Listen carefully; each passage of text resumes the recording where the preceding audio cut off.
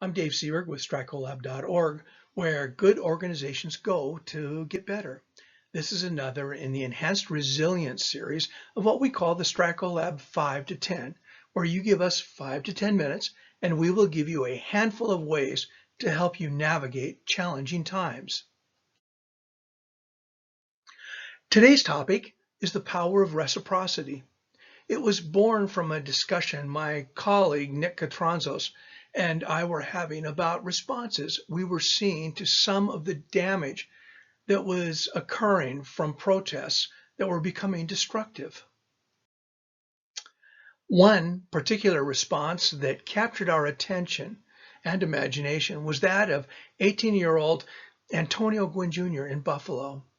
He saw the damage from protests in his hometown, grabbed a broom, brought some trash bags, and started cleaning the streets by himself.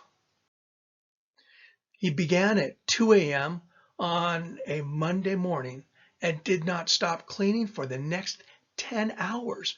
When an organized group of neighbors arrived later that morning to start cleaning the damage, they found that Antonio had already done most of the work. So a link is here. Take a look at it. It's a great story. Antonio saw that Bailey Avenue was covered in glass and garbage, and he knew people needed to use that street to get to work in the morning. So he went out and cleaned. Well, Antonio didn't do it expecting anything in return. He ended up being given a car by one person, a year of insurance for the car by another, a full scholarship to college, and later a job with the city. What a demonstration of the power of reciprocity. So, what do I mean by reciprocity? Most definitions articulate reciprocity in some way as the practice of exchanging things with others for mutual benefit or mutual exchange. Reciprocity then becomes the foundation for collaboration and a collaborative culture, both inside and outside of an organization. For me, it is more important to understand and act on the form of reciprocity. For example, one, like we saw with young Antonio Gwynn, responsive, where people respond to something that they see and they reciprocate in time. Two, intentional, where we create a mutual arrangement or a collaboration. And three, a responsive intentional, where we essentially want to pay it forward by doing something we hope will create a response by others. This is essentially foundational for time banks. Why is reciprocity important for organizations now? Well, it allows us to do more with what we have. And more importantly, we can create confidence and self-reliance together. Now, what do I mean by this? Well, learning from my experience working in other countries and around our country, instead of creating a dependency relationship based on a deficit mentality or not having enough, we work to create a co-productive or partnering relationship. Examples. Let me give you some from my own experience. One, mutual aid. It's the classic example of reciprocity where we've designed ahead of time what we're going to do. Two, an example, working with regulators. Frequently, this is an adversarial relationship, but we found that instead of being adversarial, we offered to help them accomplish their mission or purpose to succeed. And by doing that, they helped us accomplish ours. And then three, working with resource-challenged organizations. We made a habit of asking them for help. So instead of being in a position of strength and power and having them suspect that we had them at a disadvantage.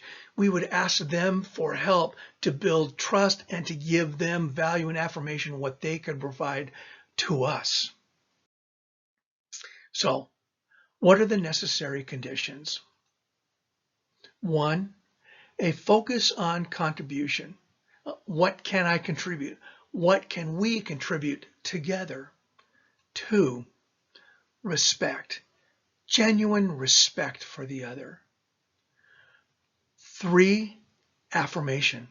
When one is affirmed, or the organization is affirmed, the door is opened for engagement and reciprocity to ideas, for support, and personal concern. And 4, an attitude of hope versus fear. When we live in hope, we are willing to try new things. And 5, an attitude of abundance versus scarcity. If we are living in scarcity, we try to hoard things, and it's more difficult for us to reach out and act with a heart of reciprocity. We found some specific actions to cultivate reciprocity. These were: 1, to take an interest in other success by asking questions of them. 2, a willingness to ask for help, and then to frame both of these next questions by asking, what can I contribute? And what can we do together? Some of our specific outcomes from practicing reciprocity were: 1, organizational mentoring.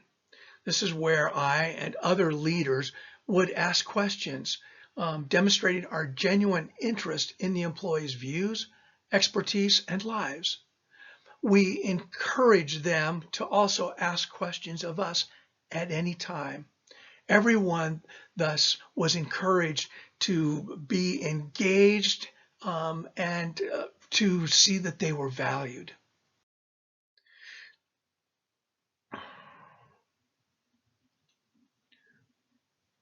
2, a culture of mutuality was created where everyone contributed and everyone was valued and everyone was respected. 3, avid collaboration was pursued.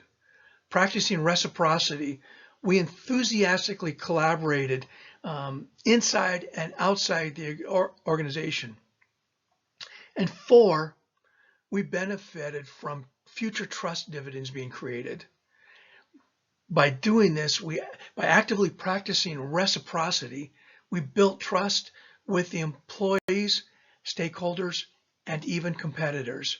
Reciprocity became more and more valuable for us. To summarize, reciprocity in all its forms is a powerful force. Create the conditions to allow it and practice it. Personally, reciprocity and its necessary conditions of a focus on personal contribution, true respect for others, being affirming to build others up, acting out of hope instead of fear, and living in the abundance of life instead of being resigned to an attitude of scarcity and its predictable outcomes are at the heart of how I aspire to promote the collaborative actions that I can, which are so needed in these challenging times. Well, that concludes this brief discussion. Please send me an email with your questions, comments, or to start a conversation, and visit our website for more information. Also, be sure to give us a thumbs up if this short video did you some good. And don't hesitate to share it with someone else who can use the information. To receive more of these 5 to 10 minute videos, be sure to hit the subscribe button too. And remember, resilience isn't a program, it's a way of life. Be well.